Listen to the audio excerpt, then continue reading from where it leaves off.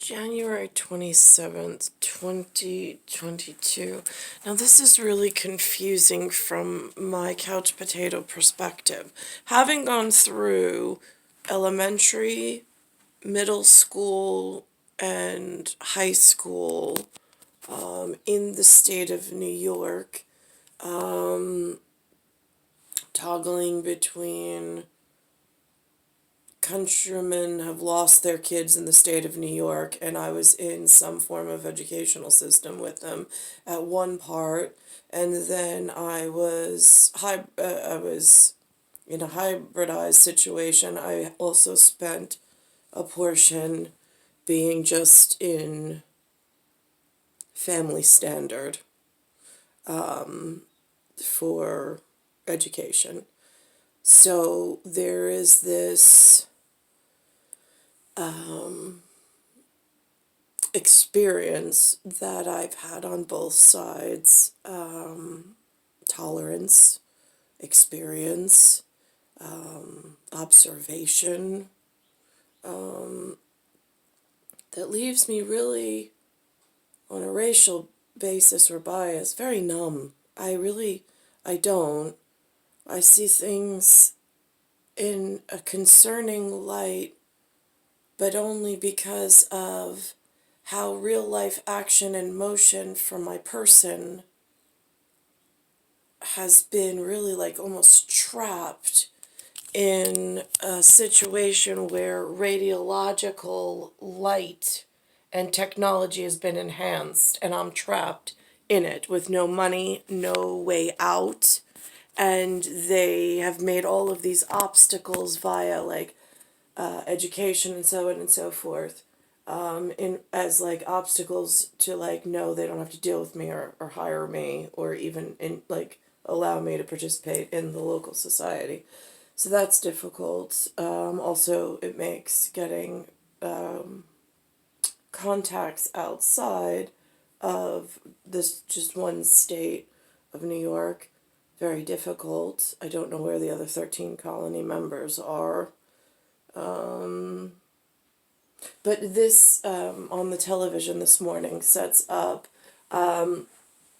almost like how many years they've been actively working towards this staged coup and staged event where they break through barriers and weaken the backbone of the United States of North America from its headquarters in Washington, D.C., while the rest of us are trying to maneuver around the states that are outside and relying on the teleportation device or some form of communication or some form of representative to be sent in to alert us if we're in danger or so on and so forth. I mean, that is how a family operates when you are of the highest altruistic nature. You rely on those to protect you somewhere else, far distance from you, and ensure your safety, as you will do the same for them. I think that's how the humans refer to loyalty. I'm not sure between human, monster, and alien how those loyalty and whatnot really plays out in action. But this is a piece on, I'm learning this morning how they've put specific non-family members, non-ordinance members in specific spots, and they've promoted with, however, over long careers, might I add, changes, one little change at a time, that shows weakness to our outside foreign known enemies. And then their children have started coming in and voicing and actively pushing for major church reformation. And I really don't see it spoken of in that way in any real manner it seems like everybody's quiet because half of them are partaking in it. I don't know why. I don't know why, if you have a safety foundation and structure with 4 known founding fathers, what their profile looked like, what they set up for you before you arrived, I don't know why anyone would take part or take money for ripping that apart and destroying your inner foundation. But I see it happening here, and I see the participants, which is really confusing. Where President Biden will make a formal announcement. What this means is Democrats will have their best chance since 2010 to see one of their picks sit on the nation's highest court. Jan Crawford is at the Supreme Court for us. Jan, good morning. Well, good morning, Tony. You know, Justice Breyer let President Biden know last week that he intends to retire this summer, but he had resisted pressure from progressives last year to step down so President Biden could replace him. Progressives. Now, he's I don't know making who this those decision people are. his own. Ladies and gentlemen, Judge Stephen Breyer. Now, that red and blue tie, for some reason, the first tie my son ever wore is the same color in Universal Nuclear Family. I don't know why. I don't know why it's significant to the faces that have been planning from a position of Commander-in-Chief within the United States governance. 1993-94 was a time, there was a time within his administration where there was an allowance for me to be seen by the men that I belonged to or the men that I was destined for, my built for. Before then, it just disappeared. Nominated in 1994 by President Clinton, Breyer has been a pragmatic justice, a defender of civil rights, and a staunch opponent of the death penalty. Engaging and well-liked by his colleagues, he also likes to talk and listen. This, like, the listening to him, I don't know where this takes place. I don't know how to follow something along those lines. Again, it seems to be an industry and whatnot that I haven't even been introduced to. So there's like the voice actor voicing over or the narrator, but in a narrow perspective, I don't know if the skew is correct or the UPC is correct. As he told me in this conversation in 2019. I might. Sit down with a colleague and say, or try to change their mind. Yes, I might.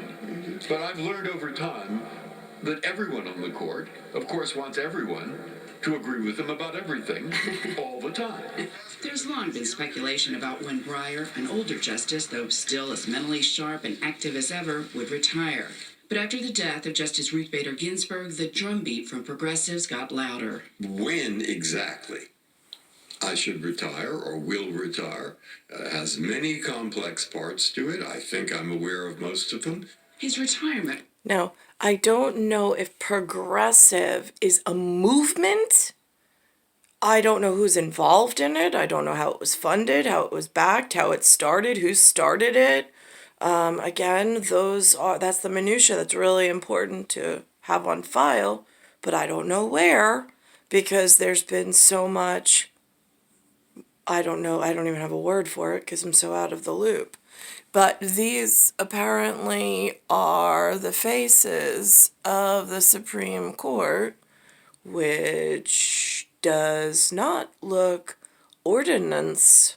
I mean, it looks like, again, weakening of the headquarters defense, like main defense. So that gets confusing for the people that they govern over. Well, again, with 2 other branches, but I don't see consistency in message here.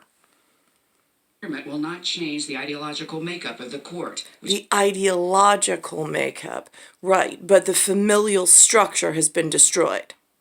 That's a problem. That's a big problem. And why would you want to constantly, I mean, again, the TV does not even, there's a James Corbin piece, which I'll rewind it so he's on there as well as myself, we don't get to see these figures. Like you get to see more about Beyonce and Jay-Z, and those become household names, but the people in charge of your safety, your structure, what they need from you, they're not even in a conversation with the layman or the couch potato, because there's some kind of break, a major break in the system, which should be sending off red flares and like, oh my God, we're in trouble. But yet everybody wants to hear happy, jolly, like good news. Right, I don't really. Which is now split with 6 conservative justices and 3 liberals. But the new nominee could well change the face of the Supreme Court. In the presidential campaign, Changing the face, that sounds like anarchy. It just does. There's a set rule and method and mythology. There's a way of structure at the highest level that needs to be rock solid, like a capstone, like Eckstein. And then the arc and the arch gets built from there. They have destroyed the capstone, and they've struck it so many times that now, even though it exists, it is crumbling. And there's somebody out there that paid for that effect to happen. And it puts the couch potato in direct harm's way in multiple familial, multiple country, multiple states, and then that sets off an even bigger threat to like global security. Mr. Biden promised an historic choice. I'm looking forward to making sure there's a black woman on the Supreme Court. I've never even heard that. They keep those little campaign promises quiet from Couch Potato. He's the U.S. seated president, and so we're supposed to be loyal and support him, but this is a problem. How do I do that? I mean, I didn't vote for him. I didn't vote for Obama either, but this is foreign money put into campaigning for a long drawn out breaking of capstone structure, which has like rippling effects throughout the system, not just here but elsewhere. A promise the White House says he will keep. The president has stated and reiterated. I don't know why his he keeps commitment making to promises nominating that black women can't be to the kept, Supreme Court, that are not allowed and to be certainly, kept by law. Stands by that. The top candidates all are judges. The frontrunner, 51-year-old federal appeals court judge Ketanji Brown Jackson, a Harvard Law School graduate who is a law clerk for Justice Breyer. Oh, Harvard, right. Is that affirmative action case? I'm just curious. Without a doubt, being a law clerk for Justice Breyer was one of the most rewarding professional experiences of my life. Now, President Biden's shortlist has... How do you get the top head information? How do you get the most crucial national secrets of the one nation that has familial whatever to interact with foreign nations that are trying to strategically strike and pull us apart? You have a law clerk directly underneath a U.S. justice.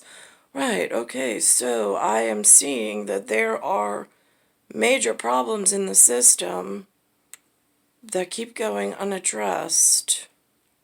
Other highly qualified African-American women, including California Supreme Court Justice Leondra Kruger, South Carolina Federal Judge Michelle Childs. She, by the way, a favorite of Biden. They apparently have pictures and names of the people participating in this anarchy-style coup within the United States. I'm confused why it's so difficult to stop these attempts before it's too late. I mean, they did also mention the Holocaust this morning. They've never put an evil monster's name or face or who drove that momentous occasion. In fact, they barely speak of it on the television. But I don't know who funded that either. Congressman James Clyburn. But whoever the president decides to nominate, Justice Breyer has said he intends to stay on until his successor is confirmed. That's probably going to be sometime in the late summer. Nate? Jan, thank you. Now, this is a full circle moment for President Biden. He was the chair of the Judiciary Committee when the Senate confirmed Justice Breyer in 1994. Now he'll rely on the Democrats' razor-thin majority to confirm a nominee before the midterms in the fall. Weijia Jiang is at the White House. Weijia, good morning. Good morning to you, Nate, and good morning to everybody. Democrats want to move quickly to shore up support for Justice Breyer's replacement. Senate Majority Leader Chuck I'm sure they want to move quickly. He will receive a prompt hearing before the full Senate confirms the person with all deliberate speed, possibly similar to the record pace that Justice Amy Coney Barrett was confirmed just over a month after she was nominated.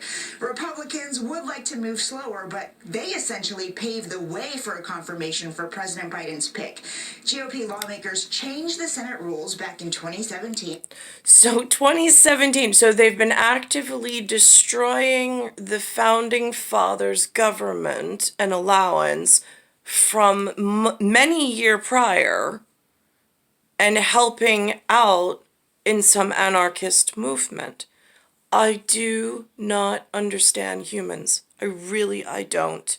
I don't understand how they get away with this kind of stuff. I don't understand why they would participate in this kind of stuff and why they would endanger millions of people through some form of planned obsolescence. I mean, like, it's unreal.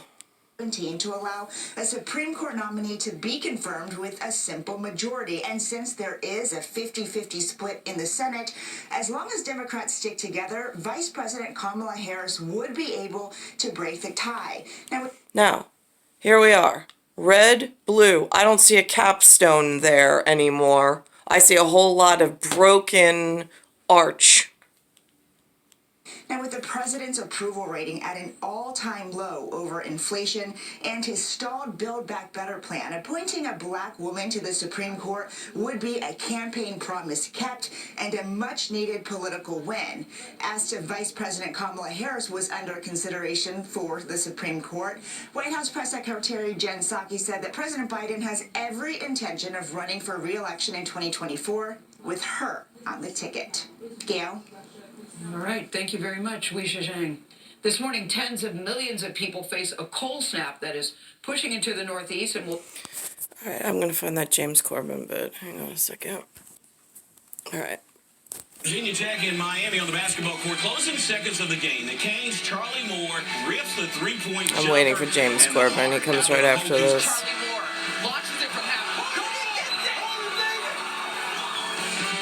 Stephen Breyer will be retiring from the Supreme Court. There you go, there he is. Admit it, you don't recognise him. You don't recognise him, but that's exactly what you thought Supreme Court Justice Stephen Breyer looked like. Isn't it? It's not even him. That's not even him. That's how tricked you are. That isn't him. All jokes aside, that's Stephen Breyer. This morning's Eye Opener is presented by Progressive, making it easy to bundle insurance. All right, James Corden, we get the joke he's making. Most people could not pick him out of a lineup, but now he's on the front page. I've checked it against the... So most people couldn't pick him out of a lineup. That's really frightening. But then again, that's because the teleportation device has been misused.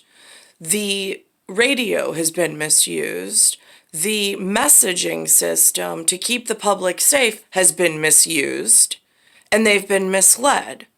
And it's kind of just like a ball under a cup. All we see is 3 cups, a couch potato. We can't seem to follow where the ball is and that's our safety. But now, so they couldn't pick him out of a lineup, but he is one of the most, technically, I mean, he should be one of the most governing figures for this time frame. against the newspaper, and it's him. Paper. Yeah, there you got him. Well, speaking know of him now. speaking of someone that a lot of people recognize, Yes. we have a packed show for you today and a lot to share. So now they only know because they see it on a newspaper, whatever. I don't have access to newspaper in this level of lifestyle and this level of monetary withheld. But they also, as journalists or as broadcasters or as actors or whatever they are that are working in some form of telecommunication, they have access to producers, to executives, to people that are in larger social communication networks that talk and speak and argue and so on and so forth with one another. And that's kind of where it's a double-edged sword, because they start coming up with ideas and campaigns, and then there's what is essentially stopping them or slowing them down, in essence, from the main concern that's been growing silently, which is this disobedience to the land ordinance by fiscal monetary on the paper, along with the stone cold proof of Mount Rushmore and the territory in between for land managers that are founding fathers, not some Cosby replacement movement that seems to be growing in dangerous and with some participation from some inside representatives. It's really frightening. But outside here right now, they put up those Huawei, being Huawei, big white, they look like electrical panels, and now 5G is bringing in UV radiological. I mean, it comes, you put the shades down, it still comes through.